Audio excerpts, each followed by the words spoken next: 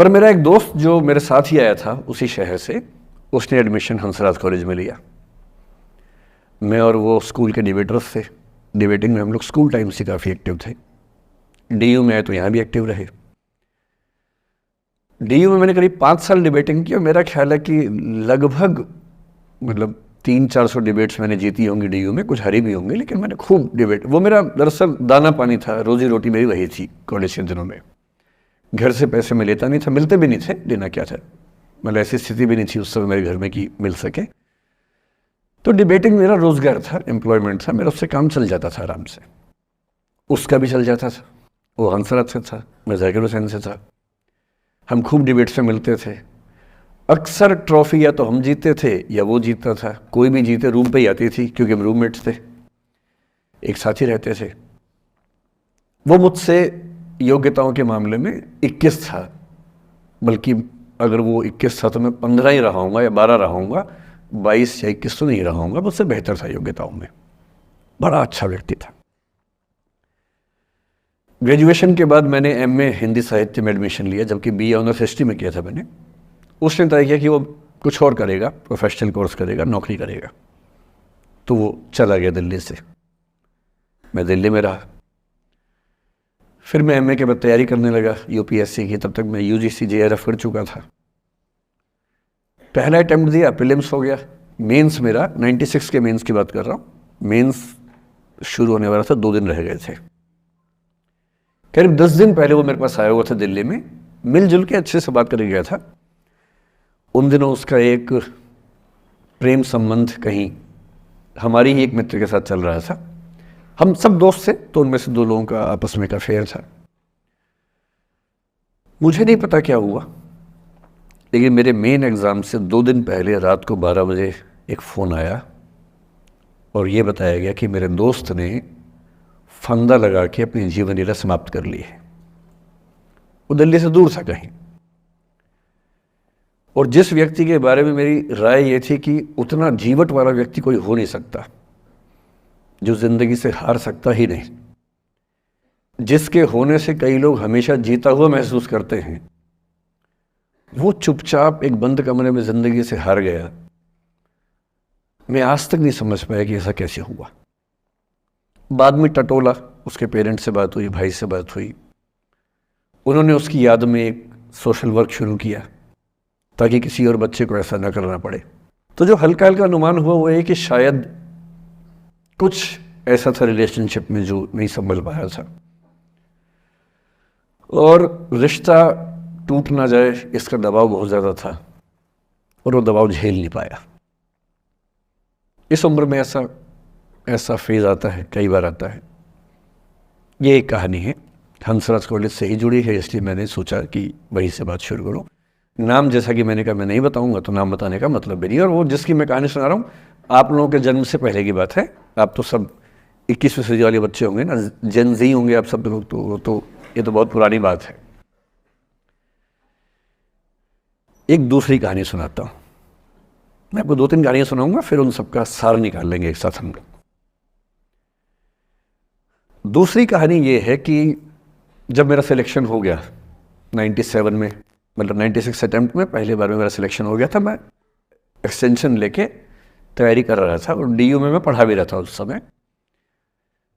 तब मैं शायद डीएवी कॉलेज में था या अग्रसेन, मैं 2 जगह पढ़ा है डीयू में, तो उनमें से किसी कॉलेज में पढ़ा रहा था उस समय में।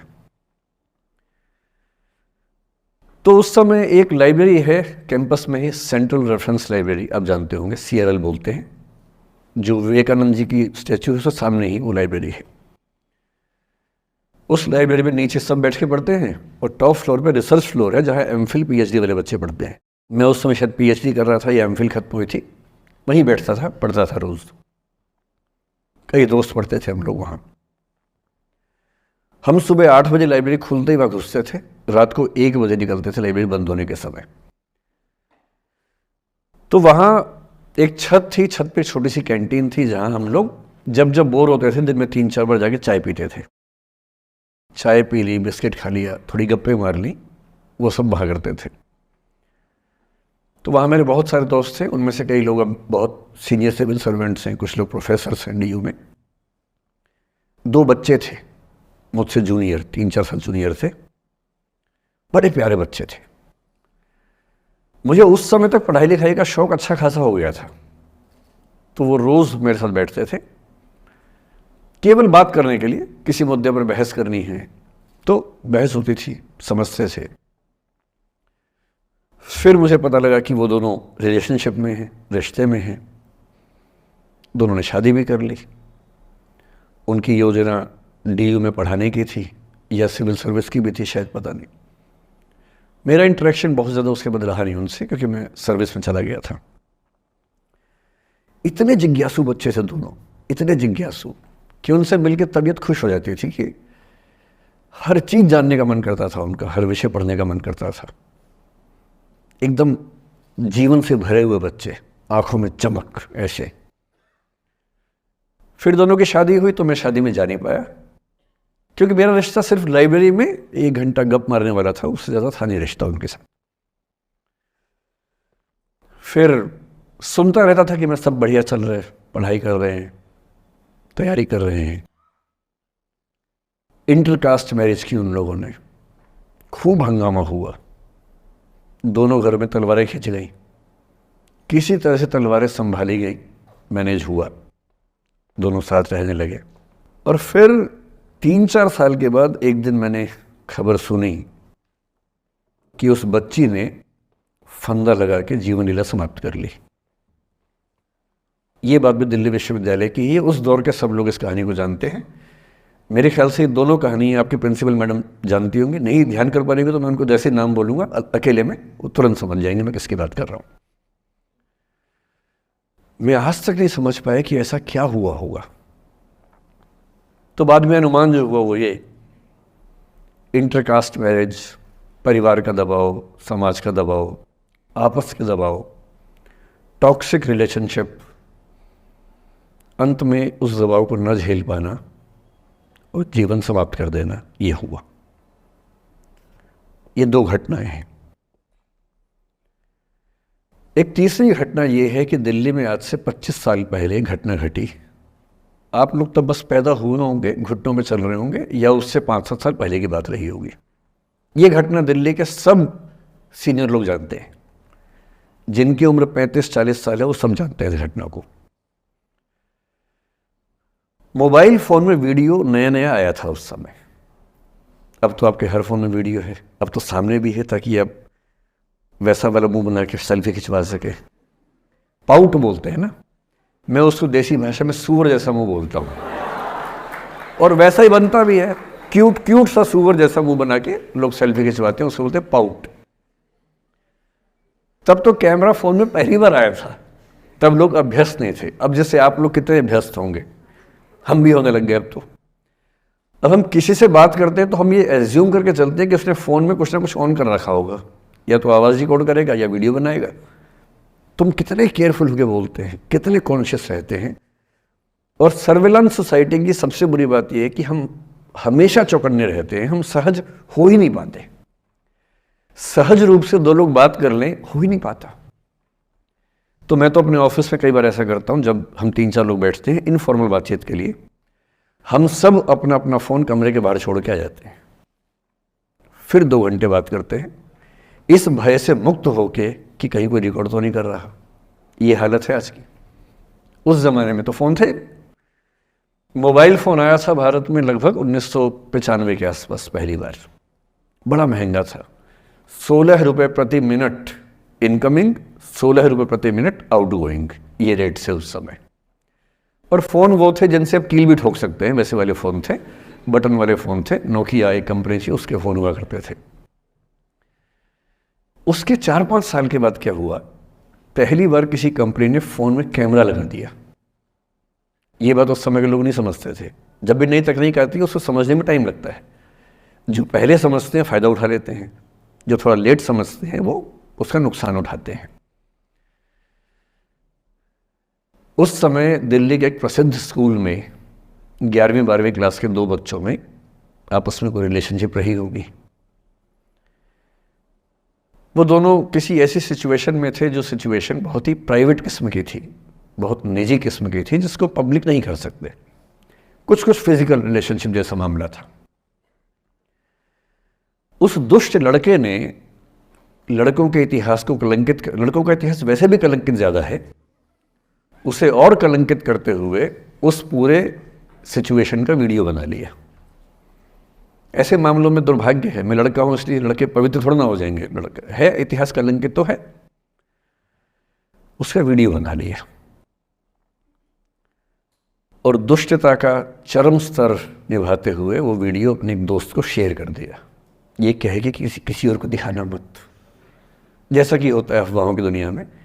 हर अफवाह एक व्यक्ति एक को ही बताता है, ये कह के किसी और को मत बताना, और अगला व्यक्ति भी अगले को यही कह के बोलता है किसी और को मत बताना, और इस तरह से पूरे शहर को खबर होती है और सबको लगता है कि सिर्फ मुझे पता है। वो वीडियो फैल गया। नए नए फ़ोन आए थे, पर वो फ़ोन कम लोगों के पास थे, कैमरे वाले फ़ोन। तो फ़ोन से कितना फैलता, ज़्यादा नहीं फैला।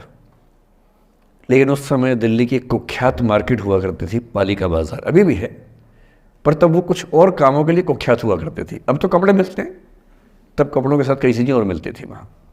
जैसे गंदी फिल्मों की सीडी चाहिए हो तो वहाँ मिलती थी, ग्रे मार्केट में चोरी छिपे।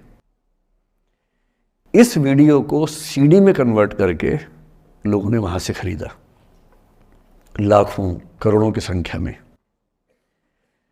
नए नए टेलीविज़न चैनल प्राइवेट आए थे, और प्राइवेट टीवी चैनल को खबरों की भूख इतनी होती है कि वो खबर के लिए जान दे सकता है और जान ले भी सकता है किसी की।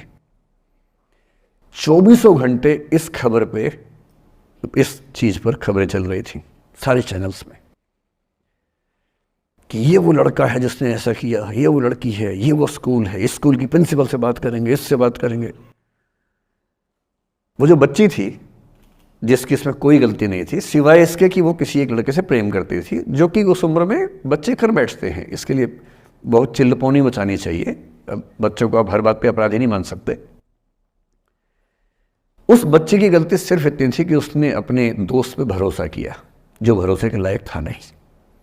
वो नीच किस्म का व्यक्ति था जिसने उस संबंध की गरिमा को समझा नहीं। उस बच्ची के घर के बाहर 24 घंटे न्यूज़ चैनल से कैमरे खड़े रहे।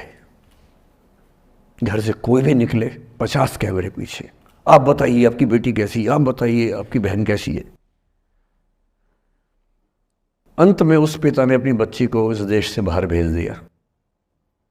उसके कुछ दिन बाद की जो खबर टीवी चैनल से नहीं दिखाई, उसके पिता ने आत्महत्या कर ली। ये तीसरा इंसिडेंस है। ये सारी खबरें सच्ची बता रहा हूं मैं, इनमें से एक भी झूठ नहीं है। झूठी कहानियों से मोटिवेशन दिया जा सकता है, मैं जानता हूं, पर जब सच्ची कहानियां हैं तो मैं झूठ क्यों बोलूं? सारी सच्ची कहानियां बता रहा हूं मैं आपको। एक चौथी कहानी जो आप में से कई लोगों की होगी। मेरा एक स्टूडेंट है, सिविल सर्वेंट है, सीनियर लेवल पे है, करीब 40 साल का है। उसने आज तक शादी नहीं की। क्या उसकी शादी करने की इच्छा नहीं थी? पूरी इच्छा थी। फिर क्यों शादी नहीं की? भाई कुछ लोग तो होते हैं कि शादी करनी ही नहीं, कोई मिशन है। योगी जी है, मोदी जी है, ठीक है, उनका तो मिशन है। ममता जी है, उनका मिशन है। पर जिसका जीवन में ऐसा कोई मिशन नहीं है और जिसको प्रेम करने का मन भी करता हो, वो तो शादी करता है आमतौर पे। उसने शादी क्यों नहीं की जानते हैं? जब वो 25-26 की उम्र में था, जब वो मेरा विद्यार्थी भी था, एक दिन मेरे पास आके बोला कि सर एक बात करना चाहता हूँ। मुझसे मेरे स्टूडेंट्स ऐसी बातें खूब करते हैं पर्सनली आके, अब तो मैं टाइम कम दे पाता हूँ, पहले तो ये सब होता रहता था क्लास के अलावा। एकदम रोता हुआ आया, आंखों में आंसू भरे हुए बहुत सारे। अरे क्या हो गया भाई? तो फिर उसने किसी का नाम बताया कि सर वो है मेरी स्टूडेंट थी, कि सर उसके साथ रिलेशनशिप थी, उसने धोखा दिया है मुझे। अच्छा, धोखा देने वाली कहानियाँ मुझे बहुत अपील नहीं करती। मेरा मानना है कि दोनों पक्षों की गलतियाँ होती हैं। आपकी अगर अपने पर्सपेक्टिव से सोच के धोखा करते रहते हैं, ऐसा थोड़ा ना होता है भाई। कुछ तो मजबूरियाँ रही होंगी, कोई यूं ही बेवफा नहीं होता, कुछ तो वजह होगी ना। आप थोड़ा उसकी वजह, उसका भी तो, उसकी कहानी भी तो सुनिए। और मैं जब जब दोनों कहानियाँ सुनता हूँ मुझे लगता है कि मामला ग्रे है। आप किसी एक पे उंगली उठा ही नहीं सकते कि इसने ऐसा किया। दोनों की गलतियाँ होती हैं, ऐसा थोड़ा ना कि एक की होती है। बहरहाल इन भाई साहब को ऐसा लगा कि धोखा हो गया उनके साथ, तो मैंने कहा चलो कोई बात नहीं यार, हो गया तो हो गया, तू नहीं कोई और सही, ऐसा क्या है। इतनी बड़ी दुनिया है, 8 अरब की आबादी अब है, उस समय भी 6-7 अरब तो थी। मैंने कहा 3.5 अरब 350 करोड़ में कोई तो होगी तुम्हारे लिए, ऐसा क्या है, कोई और देखेंगे।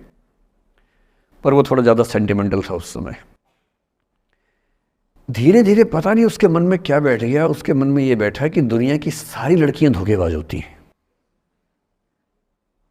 ऐसे मूर्खों की कमी नहीं है दुनिया में, ऐसे बहुत मूर्ख हैं। दर्शन की दुनिया में इसे अवैध सामान्यीकरण कहते हैं, इलिसिट जनरलाइजेशन। इसका मतलब बहुत छोटे सैंपल के बेस पे ये समझ लेना कि ये थियरी पूरे ब्रह्मांड पर लागू होती है। एक लड़की ने धोखा दिया, मान लीजिए धोखा दिया, धोखा इसने दिया कि उसने दिया कि किसी ने दिया, जो भी कहानी हो, एक सैंपल से ये मान लेना कि सब ऐसे होते हैं। और उसके बाद से उसने कम से कम 10 बार कोशिश की, 10 लोगों से मिला, बातचीत की शादी के लिए। डेटिंग तो क्या करेगा 40 की उम्र में, लेकिन हाँ बातचीत करके देखा कि शायद रुचियाँ मिल जाएं, स्वभाव मिल जाए तो शादी के बारे में सोचें। हर बार 3-4-5 मीटिंग के बाद वापस हट जाता है। अब तो मैंने पूछना बंद कर दिया है। जब तक मैं पूछता था, बोलता था कि सर 3-4 मीटिंग के बाद लगता है कि ये भी वैसी ही है। मैंने कहा भूल जाओ भाई, उससे भूल जाओ, बात खत्म हो गई। उसके बच्चे घूम रहे हैं आजकल स्कूल में, अब तुम कम से कम शादी तो कर लो। वो भाई साहब आज तक अकेले हैं और अब तो बाज़ार में मूल्य भी कम हो गया उनका, अब विकल्प भी ज़्यादा नहीं मिलते हैं। अब जो विकल्प मिल रहे हैं वहाँ उसकी रुचि और कम हो गई है। तो पूरी संभावना है कि वो जीवन